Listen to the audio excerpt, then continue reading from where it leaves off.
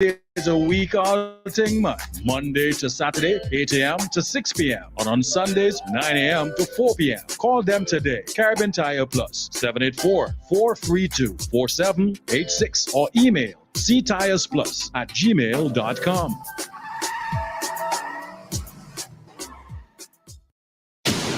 WEFM, the new fresh sound.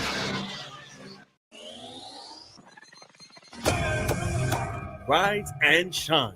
Let's get ready to take on the day.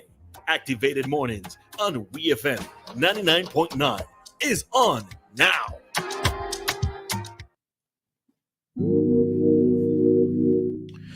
Welcome back, St. Vincent and the Grenadines. The time is 7:46. And you're listening to Ari and Christal. We are Activated Mornings this morning.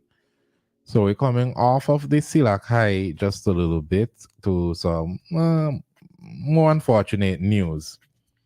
So there's an article in the Searchlight newspaper, weekend edition, headline, Form 1 student slaps teacher and police intervene. It's unfortunate that we're hearing another story like this, not a student slapping a teacher, but violence in our secondary schools. But it reads, a teacher of a Leeward Secondary School was this week nursing facial bruises received at the hands of a student of the school. And the police had to be called in to deal with the situation, which had escalated. A source close to the SU told Searchlight that the situation with the male Form 1 student began on Monday, February 26th, when he went to a classroom and destroyed furniture belonging to another Form 1 student, in the presence of a teacher. The teacher told the affected student that since his furniture had been destroyed, he had all right to the furniture of the aggressor. In response, the aggressor student is said to have confronted the teacher using expletives and coming in close contact with her. As a form of defense, the teacher pushed away the student, who then proceeded to slap the teacher, who was cornered. Defending herself, the teacher retaliated with a slap of her own. The student is then said to have gone around the school's compound, bragging about what he did. The dissatisfied teacher, hearing of this, went in search of the student, but several members of staff attempted to prevent her from locating the student, who was apparently hiding on the school compound. I know. Searchlight was told that when the situation de-escalated, the principal informed the teacher that she was wrong to retaliate. Instead, she should have stepped back when the student went up in her face. The principal reportedly also told the mother of the student that her son should remain at home, but he returned to school the following day, informing the principal that his mother had not told him he should remain at home. On the same day, the groundsman caught the student with a sharp object on the school's compound and confronted him. The student also disrespected the groundsman. The student was then handed a 10-day, 10 days? Okay. The student was handed a 10-day suspension, but teachers and students were said to be equally surprised when the student returned to school one day later, Wednesday, February 28th, 2024. An auxiliary officer on the compound at the time called the Chateaubelair police station for assistance in having the student removed from the school's compound. When the police arrived, the student fled. Chateaubelair police have told Searchlight that when they approached the principal to get an understanding of the matter, they were told not to take away the student so as to avoid the student appearing as a criminal. Persons reported seeing the student in the community after the police left. Searchlight has further learned that this was not the first incident of its kind, and teachers at the school are often victims of abuse from students. Someone with knowledge about the school also said when reports are made to the principal, the students are often given a slap on the wrist, and they are convinced that this leads them to repeating their actions.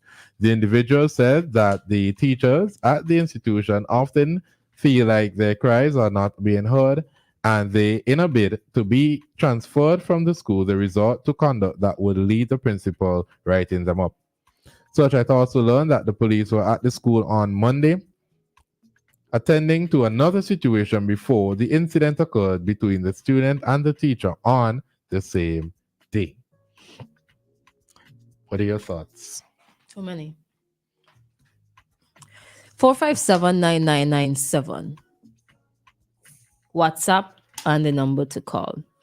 Do you think that the situation was handled in the best way possible?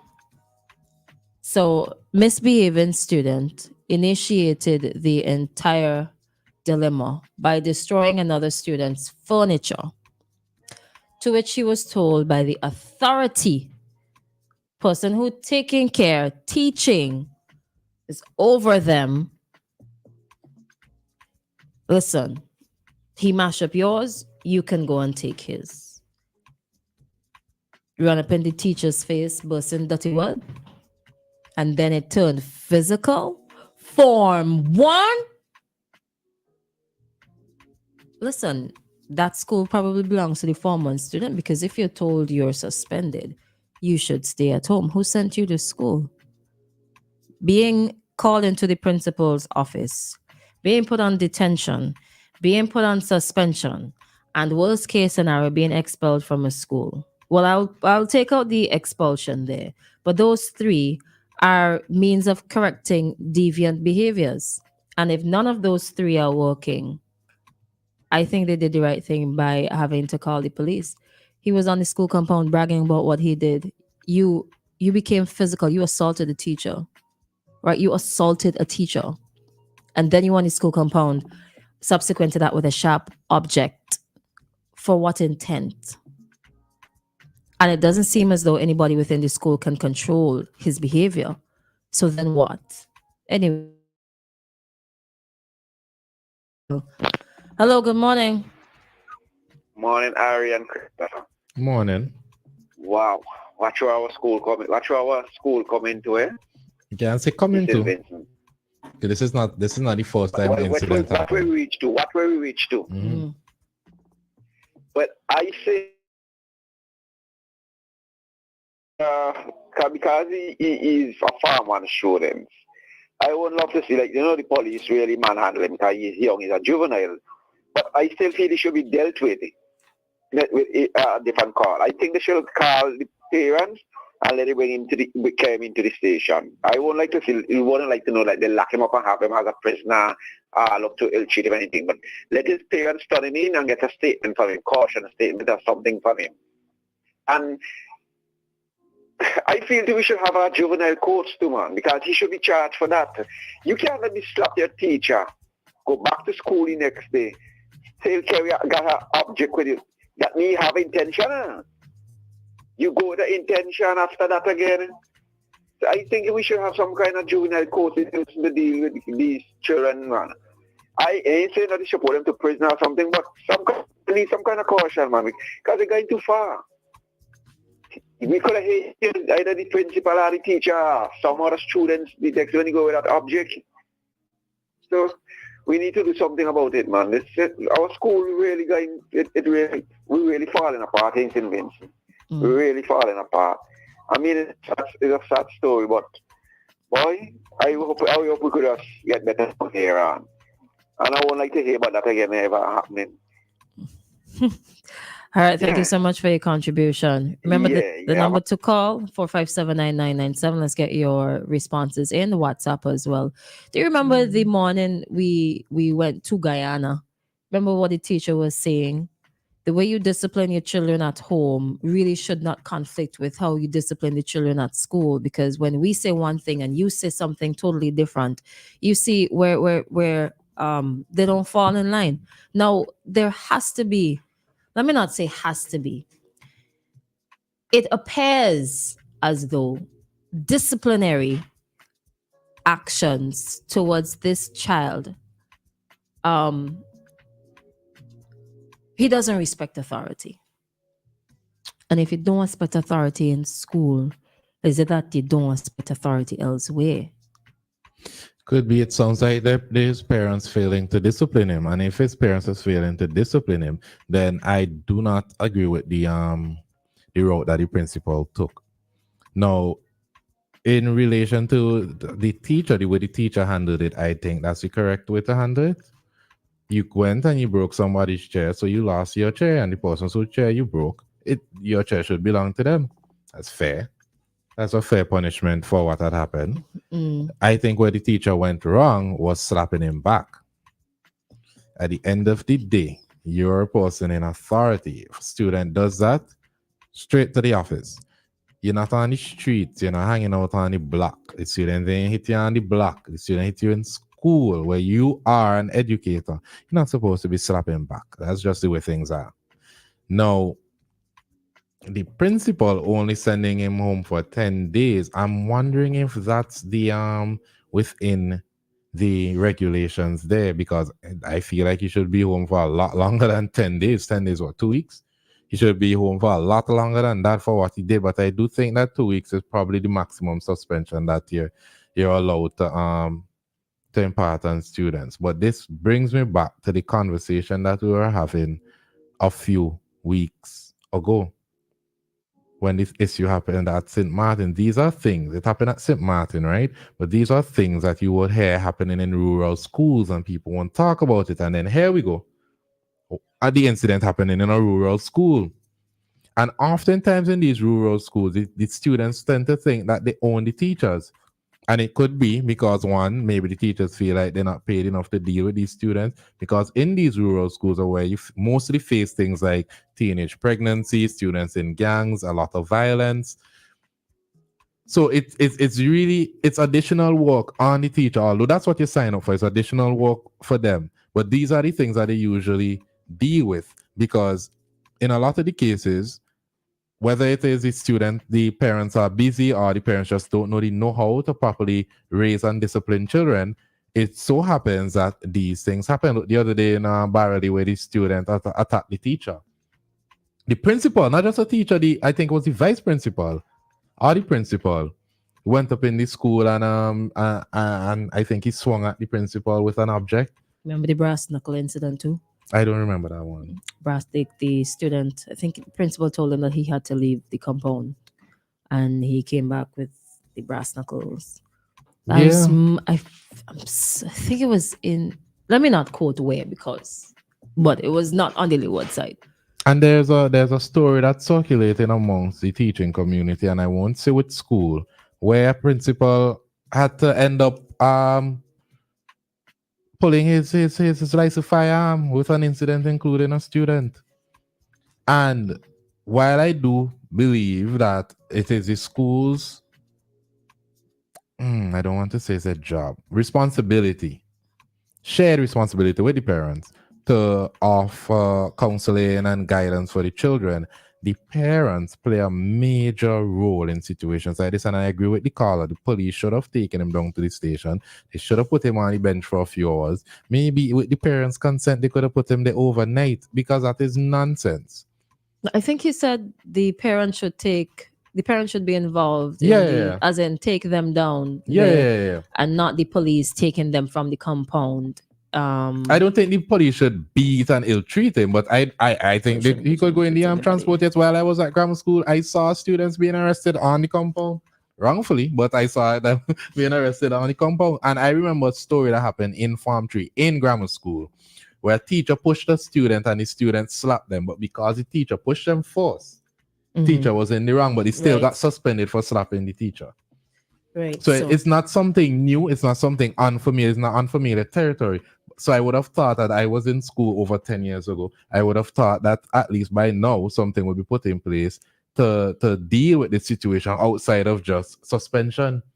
Ministry, expulsion. I do believe that warrants expulsion. You're suspended, you come back to school, and you come back to school with a weapon. Yeah, but the standard in these rural schools are a lot lower than, unfortunately, the schools in the city. So in Convent, St. Martin, grammar school, high school, bishops, I don't think that would have fly. You slapping off a teacher and you coming back to school. Pay attention to something else, right? So somebody said on the live, Mountain View Academy with the brass knuckle. Is Mountain View that happened? Yeah, it was. I mean, that's what I was thinking, but I didn't want to say it in the event that it was the wrong reference. But two Frenchmen can't be wrong. Thank you. Pay attention to something, right? When you do your common entrance, what is the new term for common entrance? CP. CPEA examinations. After that, you are streamlined. So the top students would go to the top schools and then they separate them from there on. Pay attention to who gets where. And if you look at their socioeconomic backgrounds, more than likely, the students from a particular background would do better, perhaps because the parents put more effort, because maybe they are calmer, they're less stressed, they have more money to pay for lessons XYZ, and they don't have to be under the sort of economic pressures. So they are more focused on parenting.